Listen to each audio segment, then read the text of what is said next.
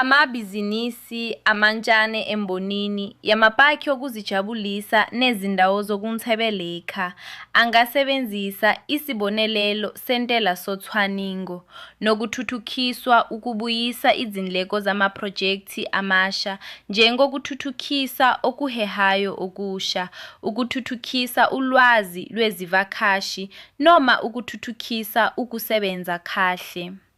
Izindleko zocwaningo nokuthuthukiswa ezifanelekile kuhlanganise namaholo, izinsiza, nezindleko zosonkontileka zingenza ukonga okukhulu kwentela ngaphansi sesigaba seshumi nanye D saseNingizimu Afrika.